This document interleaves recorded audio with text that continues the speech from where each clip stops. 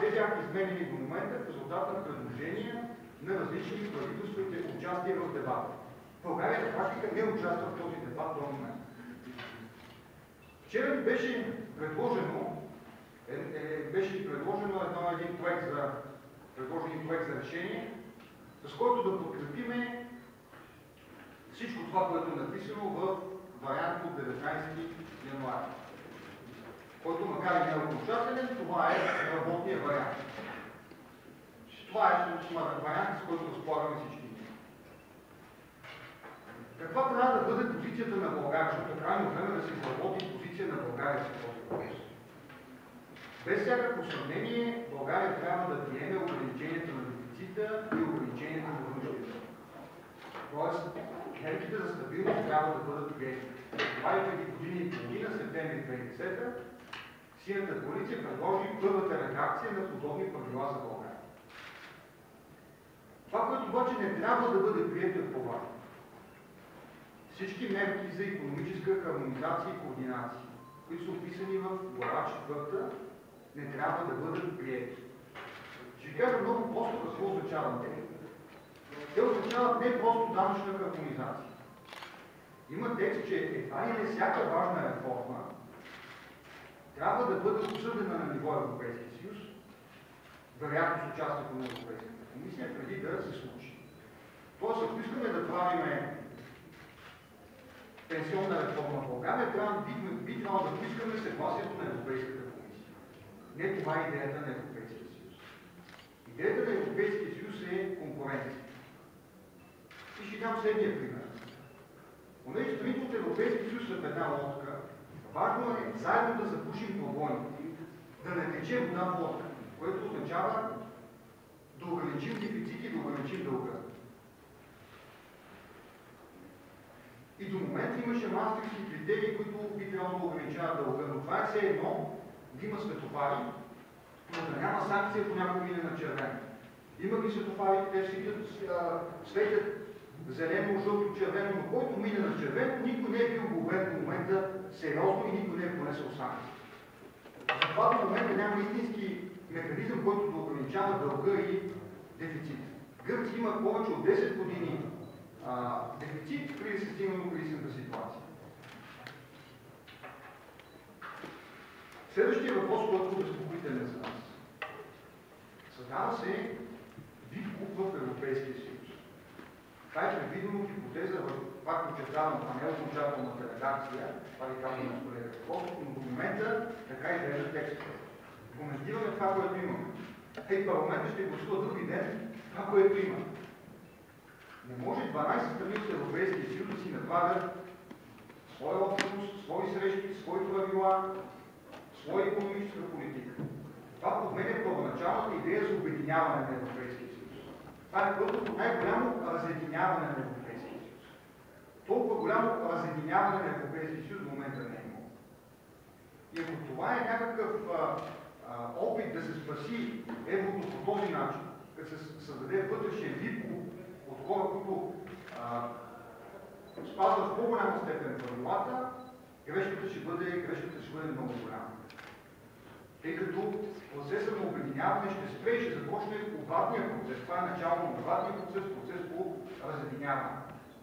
Тоест сега ключовия въпрос е как да направим така, че този процес по разединяване да не се случи, а да продължи процесът по обединяване, за което ние настояваме. Но обединяването не означава хармонизация на данъците, т.е. вдигане на данъците, не означава обща икономическа политика, нямаме нужда от такова нещо. Не означава, чуйте ме добре, централизация. Не означава големите страни да взимат решенията вместо малко. И не трябва да означава такова нещо. В последната редакция е отпаднало изречението, че този документ потвърждава ангажиментите по Европлюс, което е добра стъпка.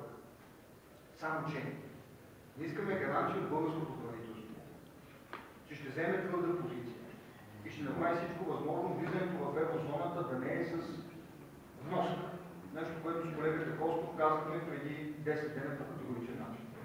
Не може влизането в еврозоната да е с пари, срещу пари.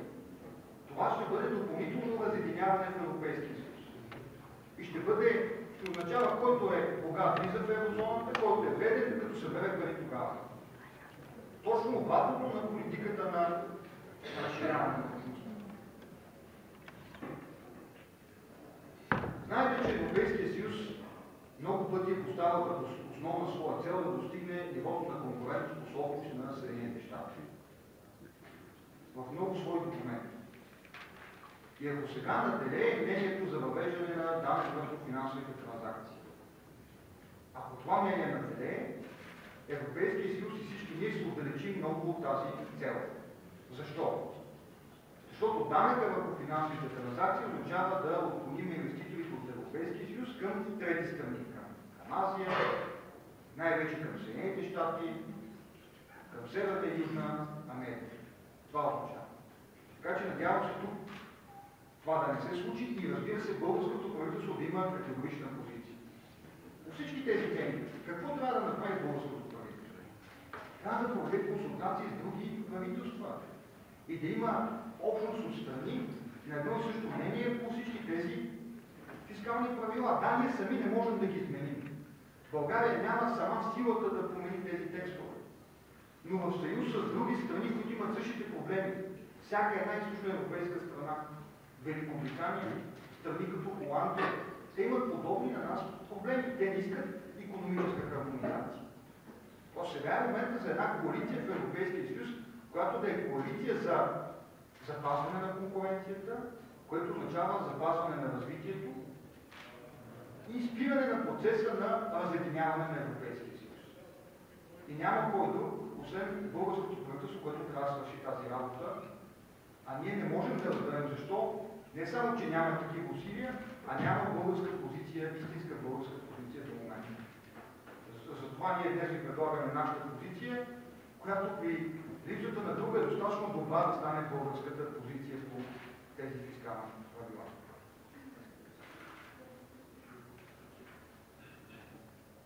Аз искам да обърна внимание на няколко неща, които са неприемливи. Първото неприемливо е обстоятелството, че Народното събрание в петък трябва да одобри проект за, ще уточня после за какво, без той да е постигнат. Без това споразумение да е постигнато. В текста, който е изпратен на този вариант на госпожа Цачева, е казано, че ще бъде финализиран вариант на 30 януари. Всъщност Народното събрание одобрява текст, който не е финализиран, което е абсолютно неразумно. Второ, Министерският съвет се обръща към Народното събрание да одобри проект на международно споразумение за засилен икономически съюз. А вижте какво е изпратено. Проект на договор за стабилност, координация и управление в икономическия и паричен съюз. Даже заглавието е различно. В този смисъл няма връзка между документите, които ние искаме да обсъждаме и да вземем отношение към тях. Няма конституционна процедура на одобрение на такъв договор, който не е постигнат още. И на който и названието още не е окончателно. Искам просто много категорично да кажа това, за да няма недоразумение. Второ, или на второ място, искам да обърна внимание на този прословут дял 5, който е наречен управление на еврозоната. Ние не можем да приемем дял 5 в този си вид, тъй като освен, че праща Европа да се развива на 3 скорости минимум, тъй като се създава вид еврогрупа в рамките на еврозоната, еврозона и страни, които са извън еврозоната. Този дял 5 напълно лишава България от право на участие, макар че е страна, която ще подпише този договор. Напълно я лишава от правото, например, да избере председателя на срещата на високо равнище на страните, които всъщност са подписали този договор. Защото те са наречени страни от еврозоната. Вижте как се избира председателя по времето на избора на председател на Европейския съвет. Избира се с обикновено мнозинство от страните членки на еврозоната, подписали този пакт. Тоест, от обикновено мнозинство от еврогрупата в еврозоната. Така си представете. А страна като нас, която е извън еврозоната, но е подписала този договор, няма право да избира председателя. Освен това, тя не участва в редовните заседания на тази еврогрупа. За нас е казано, че ние можем да бъдем извикани. Вижте как се казва. Как се казва.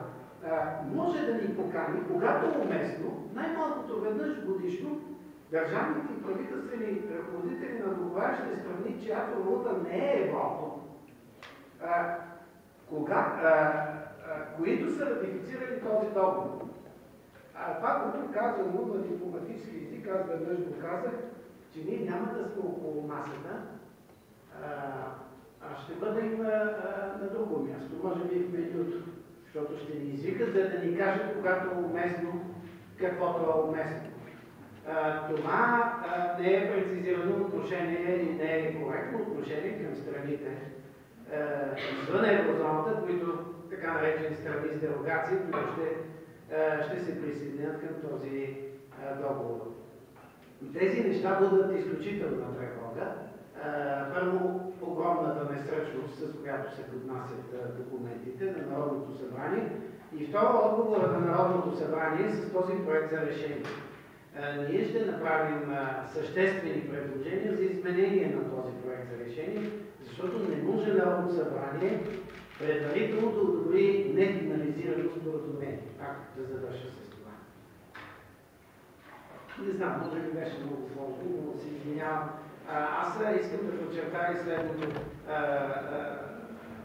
Ние се занимаваме с най-важния въпрос за бъдещето на страната в условия на непрекъснати скандали, породени от действията на министър Цветанов. И безкрайно съжалявам, че до такава степен отклонено вниманието на обществото, за да не може да проследи един наистина дебат, засягащ бъдещето не само нашето, не само на малко поколение на всички българи. Много съжалявам за това. Просто безкрайно неподходящ контекст за такъв разговор. Но въпреки това да се опитаме, ние сме на разположение, ако имате въпроси, ще отговорим.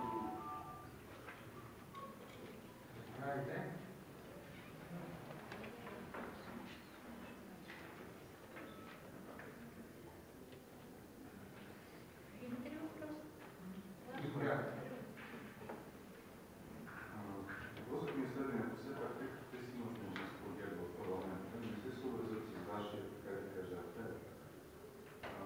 Преди още гласуването да има дебат. Да се обсъдят те е изключително важни за страната текста, защото, както отбелязахте, точно след година от като рефлексии не само едно правителство ще бъде подчинено на това решение. Каква ще бъде позицията на Синята коалиция от тук на сетне? Защото разбрахте какво искате, но ако това нещо не се случи, какво ще направи? В момента има основание да се мандат за преговори с ясна позиция. И нищо повече. Никаква подкрепа, никакво окончателно решение, без да го има крайния вариант, който трябва да бъде подкрепен. Това е все едно да подкрепиш един работен вариант. Каквото и да правиш, ти е умно да даваш подкрепа, да си получил да получи мандат за преговори при ясна позиция. И този мандат трябва да има две ясни неща. Поставяме основно подкрепа на стабилността, т.е. ограничаване на дефицита и съответно ограничаване на дълга. Като за България за дълга трябва да има специална разпоредба, тъй като ние сме далече от Маастрихтските критерии. И на второ място не трябва да се случват мерките по икономическа координация и хармонизация, като заедно с това не можем да допуснем и разединение на Европейския съюз. Този процес започва и той ще ескалира. Ако има три зони Европейския съюз, първо това правилно, каза и колегата, просто ще означава, че България ще бъде без право на клас за много решения, които ще бъдат имани. На следващото място това ще означава, че вече няма да имаме истинска общност от държави, които работят заедно, истински общ пазар, истинско движение на хора, капитали и услуги. Ако се разделим в Европейски съюз на три, ще последват актове и форми на всеки един от трите формата в Европейския съюз. Тоест това разединение в момента не трябва да се допуска. Господин Костов, тъй като влизането на България в Европейския съюз беше очертано в голяма степен и документи, които в последствие бяха подписани окончателно. Самите текстове бяха предварително договорени по време на вашето управление. Насоката беше поставена по времето на правителството на СДС. Сега България с бъдещото и членство в тази еврозона бъде поставена в едно такова неразумно и по-скоро неравнопоставено положение, компрометира ли идеята на целият този път, който извървя България, благодарение на вашето си изявление? Първо, на предишния въпрос искам да кажа следното. Формулата на предварителна подкрепа на договори, които подлежат на ратификация, какъвто е този, който ще се така или иначе ще се приеме, ще се подпише, беше проведена от Даниел Вълчев, за да брани правителството на Симеон Сакскобургготски. Ако си спомняте, тук е едно нарушаване на мандата, даден от Народното събрание за закриване на трети и четвърти блок на АЕЦ Козлодуй и след това за други подобни неща. Тоест, тази несъществуваща в Конституцията форма беше въведена и беше опорочена процедурата в Народното събрание. Искам обаче да ви върна към истински процедури, които са били от типа даване на мандат на правителство за сключване на договор. Такава процедура с такава процедура завърши Народното събрание преди разпускането си през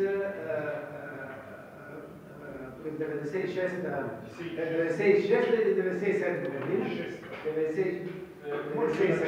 Началото на 97-та, когато остави след себе си решение, в което дава съгласие правителство да води преговори, да случи договор при условия какви си за преодоляване на кризата. Тоест, от този тип трябва да бъде и решението в този случай.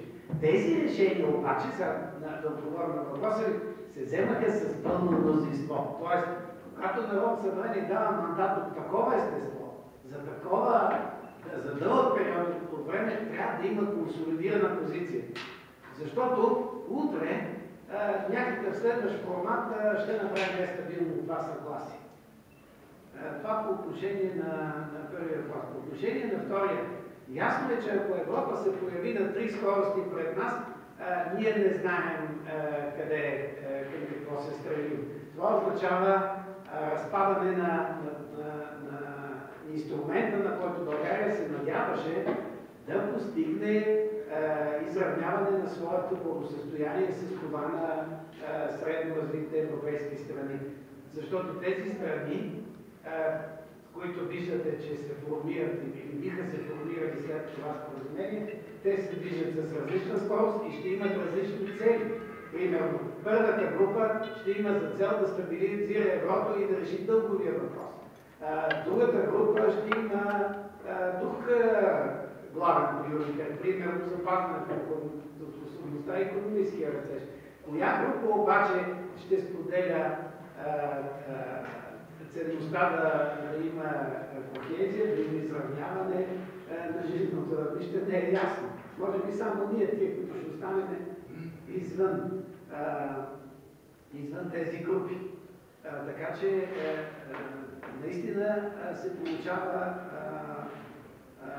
не само Европа на различни скорости, но и различни групи, целящи различни неща в Европейския съюз.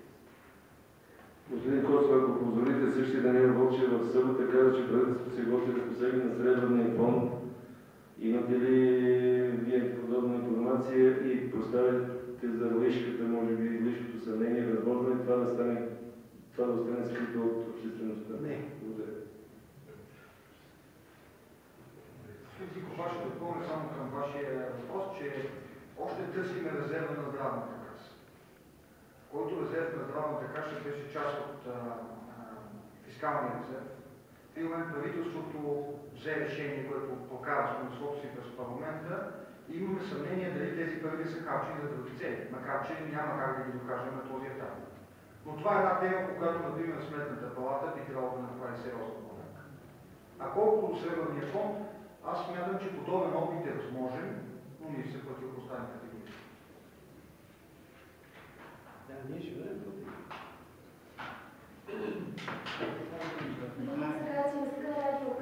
Господин Костов, получихте ли отговор от президента Плевнелиев дали ще свика Консултативния съвет за национална сигурност по темите за фискалния пакт? Не.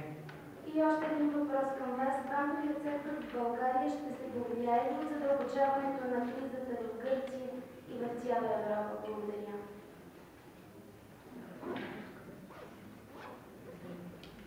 Вижте, банковия сектор се влияе в момента.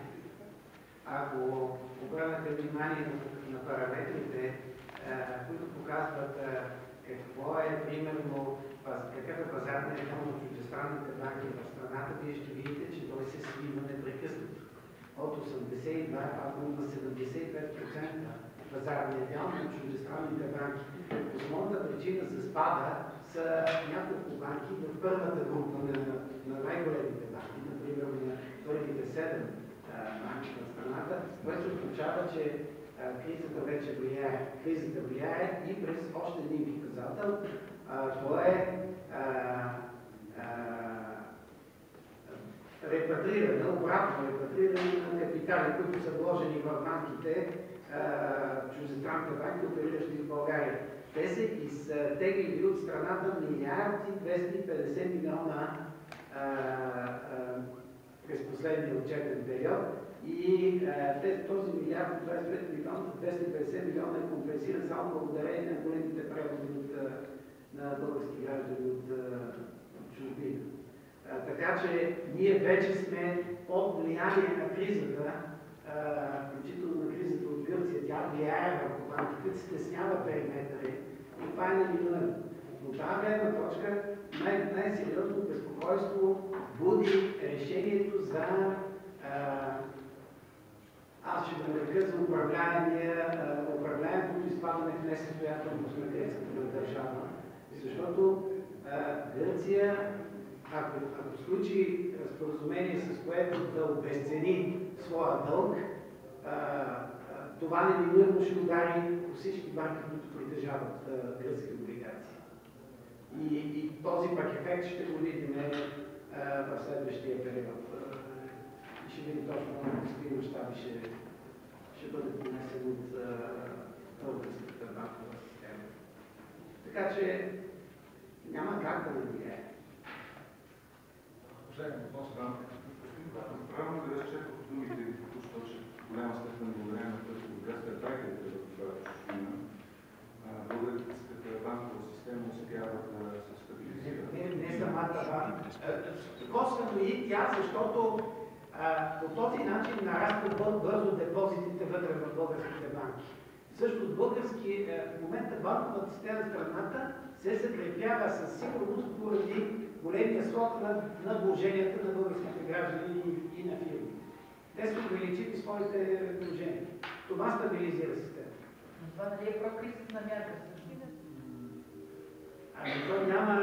То в икономиката няма добри и лоши. Само при ченгетата е така. При нас е и така, и така. едно е добро от една страна, не е добро от друга.